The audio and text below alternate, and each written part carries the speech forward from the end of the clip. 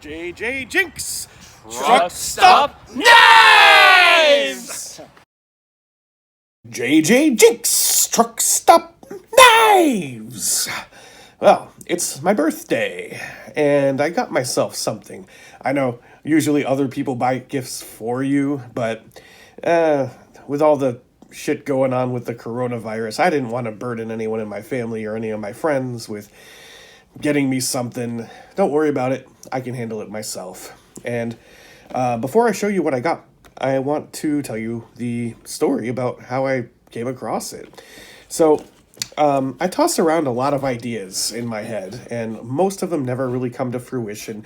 I'm always trying to push the envelope, do something different, do something new. Even if nobody really cares or watches, I think it's worth trying something out, because you never know who you might interest.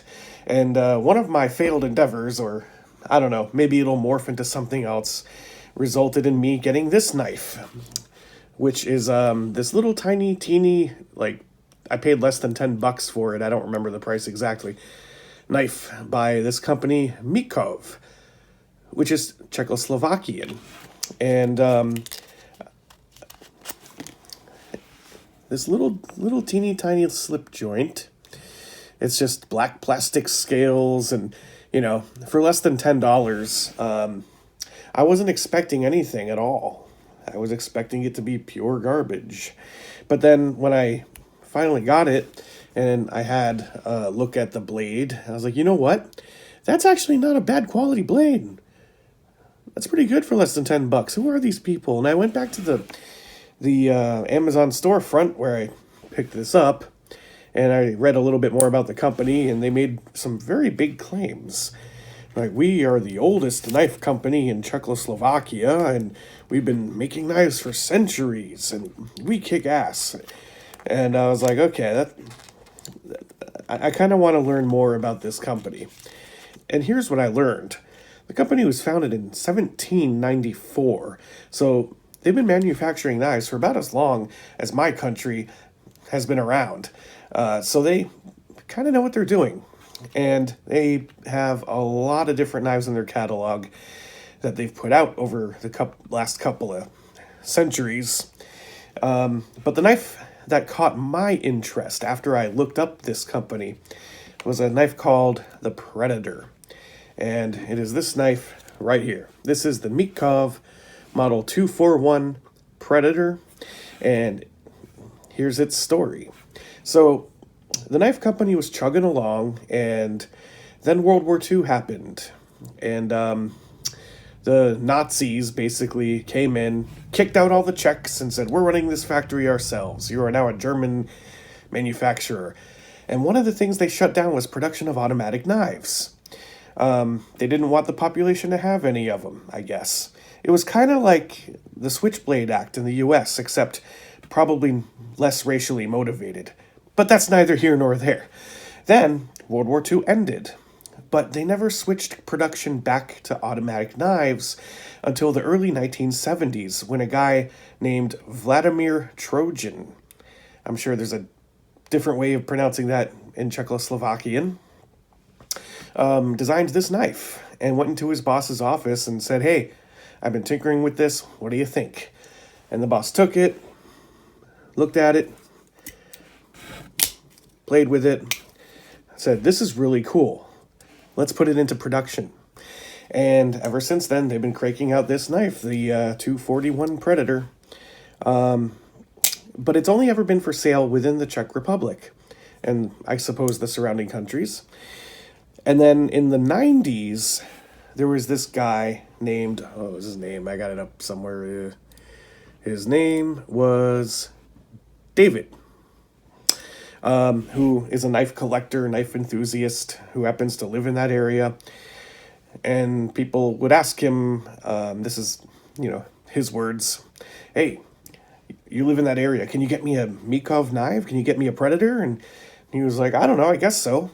And then he would buy the parts from the factory and sell them to people in these like online forums. So you couldn't buy the knife whole. You had to buy it in a kit and assemble it yourself. That's, I guess, the only way it could be done.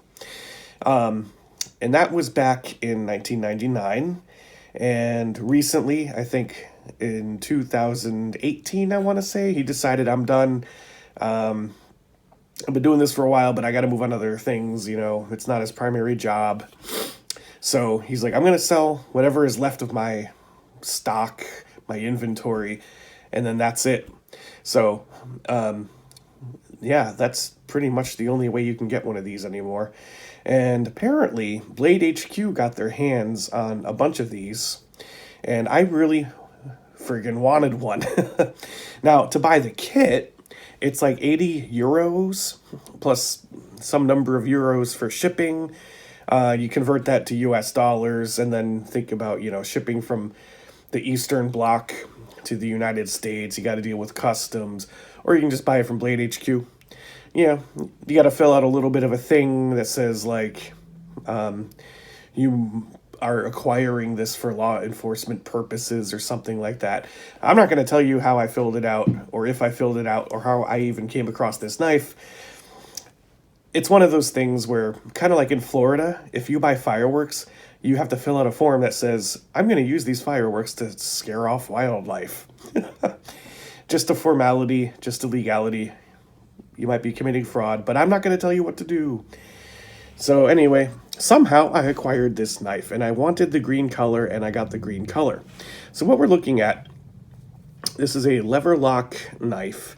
There is no pocket clip, and the way it works is you put your thumb under this little impression, and you flip the lever up, like so, and then you push it up even farther, and there's a piece of sprung steel back behind the blade which pushes it outwards. And it is lightning fast. It is bloody fast, and I love it. It's got a pseudo dagger grind, but only one of the edges is sharp. It's made out of, I don't remember exactly, 420 or 440 steel, one of those. But hey, it's made in the Czech Republic, so that's different. It ain't China. And then to close it, you lift the lever back up, push it all the way forward, and then you get to the most satisfying part of the knife, in my opinion. When you close it, the lever snaps shut. And you got this cool little logo on it, too, like kind of a lion with a weird tail holding a sword in the ground. So, the Mikov 241 Predator.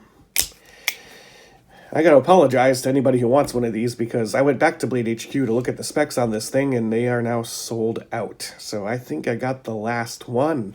And since David, across the pond and over the mountains and under the canopies of the forest, ain't selling them anymore, you might be hard-pressed to find these anymore. And it also happened to be on sale. I got it for $60-something. And one of my favorite things about this knife, besides the fact that it's fun and fidgety, is that it's a mirror polish, which is great. So I really like knives that have a little bit of a rich history to them. Knives with a little bit of a story, more of a tale to tell than just the parts they're made out of, or the steel that the blade is forged in. It is more than the sum of its parts. One more thing to mention. So, I told you the story about how this was designed in the 1970s by an engineer in a company in Czechoslovakia.